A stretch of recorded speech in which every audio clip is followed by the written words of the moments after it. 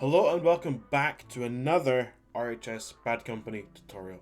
Today we're going to go over the engineer role and pretty much explaining everything you need to know about it. I will be covering only the main objective, or the AO as you might call it, and not side missions, because if you know how to do an AO, you can do a side mission too. First, let's talk about the main duty of an engineer, and then talk about the loadout you should be taking. So in a server, without an engineer, the progression of everything is basically meaningless.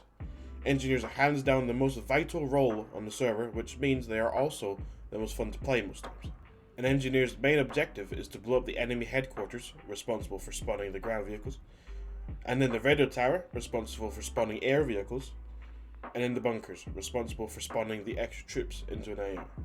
Once these three main objectives have been taken care of, then the team can start capturing towers within the AO, and then the AO will be complete, and then the cycle continues again for the next AO.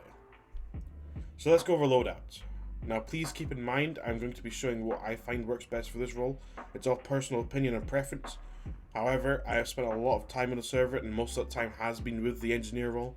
So I like to think I've more or less got everything about my class as best it can be. I'm going to focus on the main things like explosives, toolkits, as everything else is subjective to your preference. So the main explosives I use for this role is the explosive charges and satchels.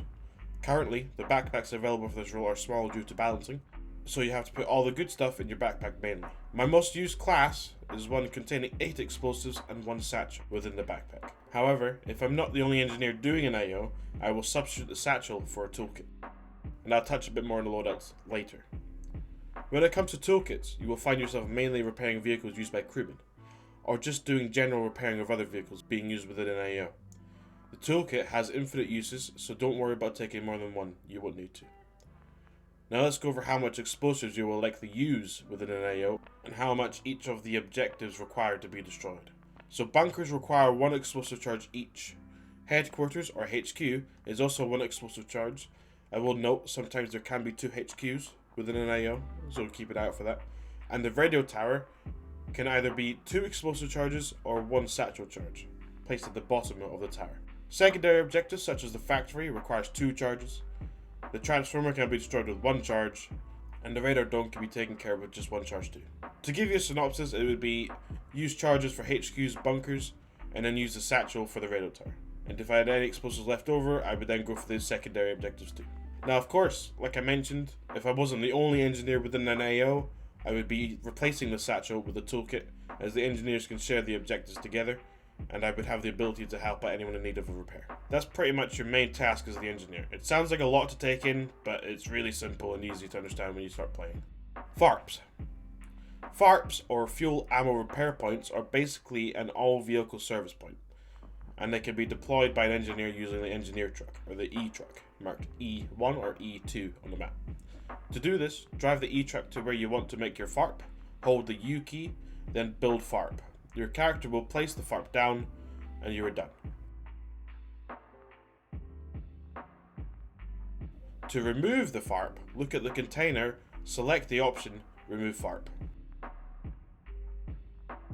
Now a note to take would be that sometimes the actual trigger for the FARP can be a bit problematic. If you find crewmen are in need of a service and they aren't getting it from parking on the helipad within the FARP area, try telling them to drive around the FARP a bit until they lose their fuel, and that's when you know the FARP is doing its job. I recommend placing FARPs in a safe location, easily accessible for the crewmen. Usually place them around LZs or on safe hilltops and roads. Statics. Engineers have the ability to obtain static weaponry, such as mortars, 50 cals, grenade launcher turrets, and a few others from the arsenal. To build a static, you will have to first get the stand or the tripod, which will be under the backpack category, and then place that on the ground, like so, and then gather the actual weapon for it, and then look at what you place on the ground, use a scroll wheel to build the static. Once the static is built, you can then load it into an engineer truck with your scroll wheel and transport it to the AO. Now note that once a static is built, anyone in the team can use it. It's not only limited to engineers. This can be a great way to support your teammates. That's pretty much all you need to know. The rest is up to you and how you will accommodate the role with your playstyle. If there's anything else you'd like me to do a tutorial on, please let me know. That's all for this one. Later, boys.